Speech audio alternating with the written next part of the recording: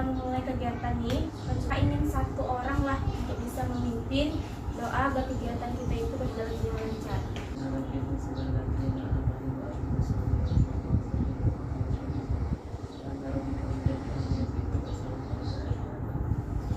Terima kasih kepada Dede yang telah membacakan doa.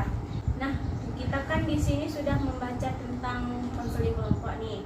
Ada yang tahu apa yang dimaksud dengan konseling kelompok itu? Ada yang pernah dengar di sekolahnya? Apa guru BK-nya pernah menerangkan konseling kelompok? Tidak ada ya? Yaudah, kakak di sini menjelaskan mengenai konseling kelompok. Menurut pemahaman kakak, konseling kelompok itu adalah suatu layanan atau bantuan yang tepatnya digunakan untuk memecahkan masalah atau yang dimanfaatkannya itu dengan menggunakan dinamika kelompok. Nah, ada yang tahu dinamika kelompok itu apa? Ada yang tahu ya? Nah, dinamika kelompok itu adalah suatu layanan yang terdiri dari dua atau lebih individu yang dimana dia itu memiliki sifat hubungan yang bersifat psikologi, yang secara jelas itu terdiri dari antar anggota satu dengan yang lainnya, dan yang itu dia berlangsung secara alami. Dalam bimbingan kelompok dengan konseling kelompok ini ada perbedaannya. Kalau yang di bimbingan kelompok kita membahas mengenai satu topik materi tentang judul gitu kan, tapi kalau di konseling kelompok ini masalah yang ada pada diri kalian. Jadi kita membahas topik masalah. Ada yang tahu tujuan dari bimbingan dari konseling kelompok? Ada tahu juga ya? Yaudah, kakak kasih tahu. Tujuan dari konseling kelompok ini sangat jelas untuk membantu memecahkan masalah yang ada pada setiap diri kalian. Gunanya apa? Bisa mengatasi masalah-masalah tersebut dengan bersama dengan anggota tim. Ada yang bertanya? Ini ada tata caranya nih, tata cara dalam pelaksanaannya nih. Yang pertama sangat jelas, kita itu duduknya melingkar.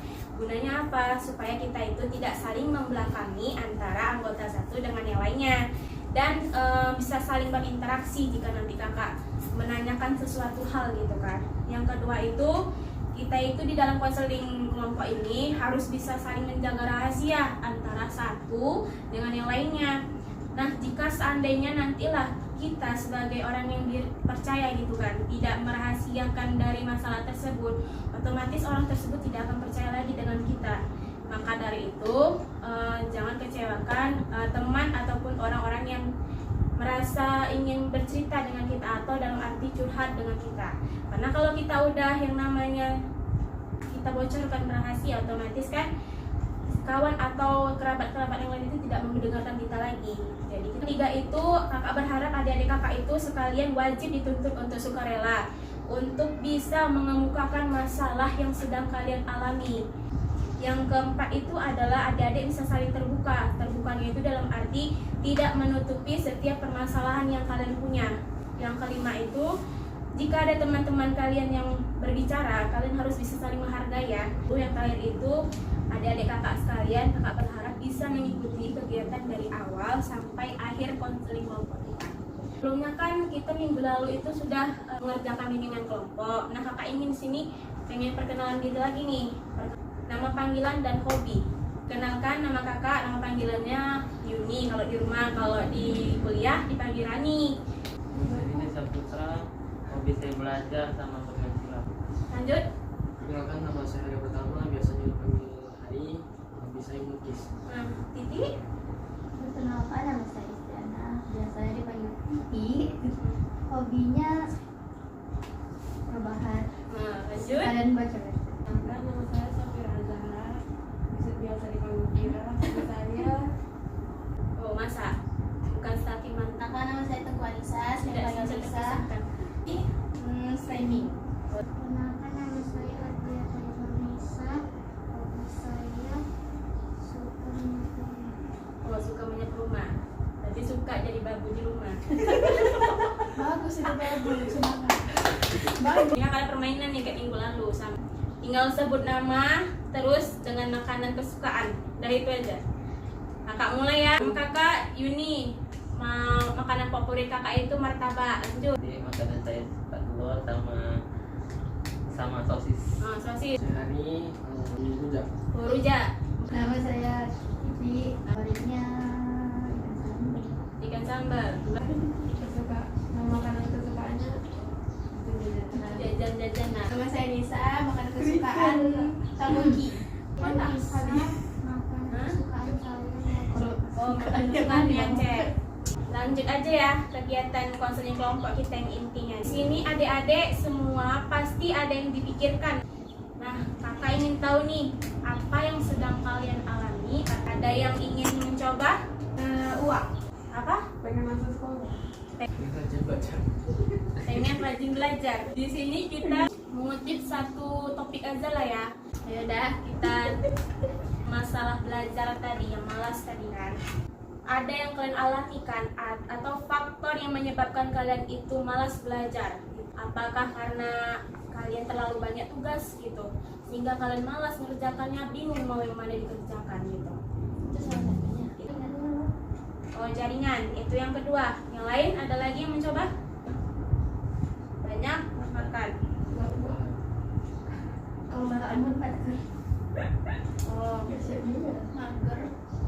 mager. Itu kan malas juga. Beda sama. Ini faktornya gitu. Apakah cuma titik tadi yang membilangkan bahwasannya dari gara-gara banyak tugas jadinya bingung dengan masalah sinyal, terus karena kebanyakan makan, ada lagi nggak ada ya? Ada di putus mantan. Oh, jadi karena masalah begitu. Oh, iya. Bercampur dengan tugas rumah. Tuh, bercampur dengan tugas rumah. Menurut adik-adik sekalian ada nggak solusinya supaya Kalau menurut saya sebaiknya memandang orang tua dulu. Karena kita belajar tuh untuk menyenangi orang tua. Oh, belajar untuk menyenangi orang tua. Itu memang ada rasa malas, tapi jangan lupa kita disekolahkan oleh orang tua. Kita dibiayai dengan orang tua juga. Maka dari itu kita nggak boleh malas dalam belajar. Nah, karena masalah uang juga tadi ada sangkut pautnya sama Nisa. Karena kan orang tua itu mencari pekerjaan sulit dan mendapatkan uang itu tidak lumayan mudah. Jadi dengan butuh perjuangan. Jadi dengan biaya orang tua tadi mengasihkan kita perekonomian untuk belajar gitu, kita biayain sekolah. Jadi kita jangan sia-siakan dengan malas kita belajar tadi. Itu solusi kakak itu entah 15 menit istirahat dulu. Dengan apa? Supaya refreshing. Atau tidak bisa main HP ataupun bisa dengan jalan-jalan. Habis itu balik ke rumah mengerjakan tugas. Ya memang dalam kegiatan konseling kelompok ini kakak juga yang mengingatkan nih, ada yang namanya kegiatan BMB 3. BMB 3 ada yang tahu? 3 itu dia terdiri atas 5. Pikir, berasa, bersikap, bertindak, dan bertanggung jawab.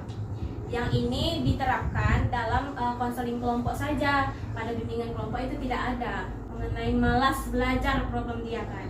Dari PMB 3 tadi kita terapkan aja ya, dari berpikir, berasa, bersikap, bertindak, dan bertanggung jawab. Nah, bagaimana supaya si Ari tadi itu permasalahannya bisa kelar gitu, bisa teratasi melalui BMB 3 tadi?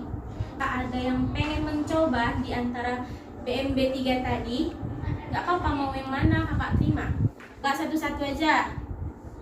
Ini ini berpikir, lalu ini bersikap, bertindak, terus berasa, dan bertanggung jawab. Kalau enggak gitu aja yuk. Kita cari kapan dan solusi. Itu kalau umpama dalam masalah pembelajaran kita harus pandai mengatur waktu. Kita nasihatin dia baik-baik. Kalau belajar itu kan penting juga untuk kita buat masa depan kita juga. Kita lanjutkan, Pira. Tanggapan dan solusinya seharusnya sebagai siswa lebih bijaksana untuk memikirkan masa depan, karena belajar di usia muda dan beristirahatlah di usia tua. Selanjutnya, Masalah malas belajar dari Ari bisa disebabkan mungkin karena memikirkan banyak tugas dan masalah pribadinya. Jadi mungkin dari situ dia bisa malas belajar. Solusi saya makan dan banyak istirahat. kemudian dan istirahat. Bisa lagi? Tanggapannya? Dan solusi saya seharusnya abang harus memikirkan untuk menjadi siswa yang bertanggung jawab, karena orang tua mencari uang KN-nya. Seharusnya abang bisa menghargai usaha orang tua. Setelah dari setiap yang kakak tanggapin dari pendapat kalian, tanggapan dan solusinya, sebagai siswa dia kan, yang jelasnya dari segi BMB 3 itu, dari segi kita itu harus sangat yang namanya rajin untuk belajar, karena yang namanya dari segi yang lain itu si adik tersebut kan harus bisa belajar, karena kan untuk biaya nih kan masalah uang utamanya. Karena kan kalau seandainya dia malas belajar, artinya kan dia menyia-nyiakan uang dari sekolah yang diberikan oleh orang tuanya. Dan dari segi uang tersebut kan yang namanya untuk mendapatkan, kita harus berjuang. Nah itu pun yang menjadi faktor seharusnya tidak ari untuk berpikir ke arah yang malas gitu. Harus dari segi ekonomi dipikirkan orang tua. Yang kedua itu mungkin saja nih yang namanya Ari kan malas belajarnya itu mungkin karena banyak tugas. Yang tadi dibilang kayak si Nisa, gara-gara banyak tugas dia jadi demam gitu kan. Ada juga gitu orang yang berpengalaman, karena banyak tugas bingung karena masalah pribadi terus masalah banyak tugas dia akhirnya bisa demam.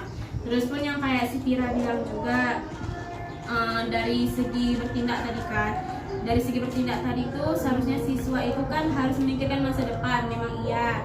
Jadi jangan malas untuk belajar gitu, karena kalau kita malas belajar ibaratnya kayak ada pepatah nih, malas belajar rajin pangkal pandai, malas pangkal bodoh gitu kan. Makanya dari itu harus diterapkan juga supaya kita rajin belajar. Jadi solusinya Ari nggak boleh malas belajar, karena setiap Ari malas belajar artinya Ari itu tertinggal beberapa langkah dari orang-orang yang telah sukses gitu.